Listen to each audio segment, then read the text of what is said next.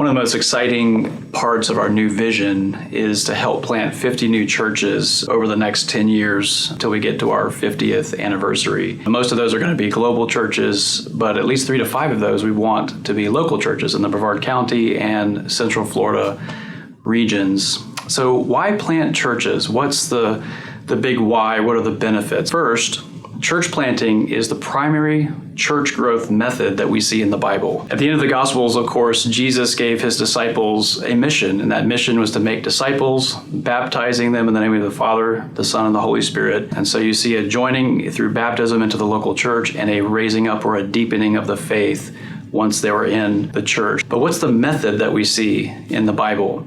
When you look at the book of Acts, we don't see one big megachurch in Jerusalem. Rather, we see God scattering out the church that get planted in all kinds of different places, Antioch and eventually Rome and Philippi and all these different cities. And then they in turn plant churches from there. And so we see a scattering of these churches that then plant more churches. Second, it's far better for a church to plant more churches than to just do more and more ministry. And so we see this exact same scenario in the Bible. In Titus chapter 1, Paul had been discipling Titus and had left him in the island of Crete, not just to do evangelism and discipleship, which he had to do to get started, but also to circle back and establish elders, to raise up leaders of local churches in all the various towns across the island so that churches could be established, not just ministries. Third, strategically speaking, church planting is by far the number one outreach method for winning lost people to Christ. When you combine this with the fact that we have over 600,000 people in Brevard County, 8 million people in the Central Florida region, and we have 8 billion people in the world, the vast majority of who do not know Christ, means that it would be unconscionable for us as a church to not consider church planting as a main strategy for outreach. And the fourth reason is that church planting brings new missional energy or zeal to the mother church. I believe that every true Christian has at root a missional impulse to raise up and give away rather than just receive and consume.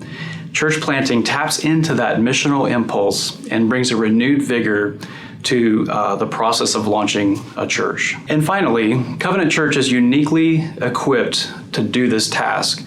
God has blessed us with a robust discipleship and leadership development collection of ministries for all ages. Now, you may be saying, I'm all in. This sounds really good. How do I get involved? How do I support this part of the mission?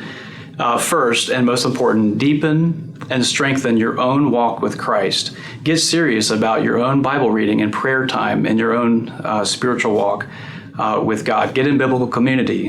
Feed your own soul, because you can't give away what you don't have.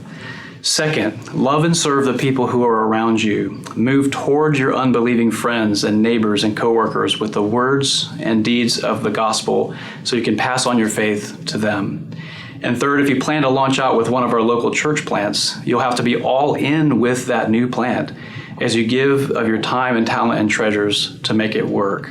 However, if you plan to stay behind with the mother church, you will also need to be all in, because we'll have to backfill volunteer positions and ties to rebuild the mother church to be even more missional in the years ahead. We would ask that you consider tithing if you aren't already doing that, and to give to our Faith Promise Missions program, which is our primary financial engine for planting churches locally and globally. You can go to covenantpalmbay.org/give to get started with that. But regardless of whether you're going out or you're sending others out, it will require a sacrificial and missional mindset on the part of all of us. Jesus said, it's more blessed to give than to receive. And as we aim for our goal of 50 new churches in the next 10 years, it will drive us to our knees. It will require us to really believe that promise of Jesus. It will be a very difficult task, but my friends, it will be totally worth it.